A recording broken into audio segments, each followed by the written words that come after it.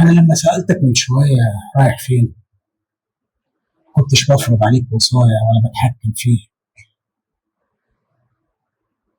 كنت عايز أطمن عليك، أشوفك رايح فين ليه؟ لأنك اللي أنت ما تعرفوش إنك لما بتخرج من الباب ده حتة من قلبي تخرج معاك.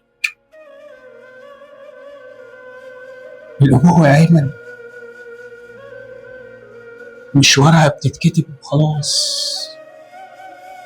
مش ورقة بنروح نعملها في السجل المدني شهادة ميلاد أنت بتبقى مسؤول إنك ابن وخلاص. لا، الأبوة دي خوف، مسؤولية.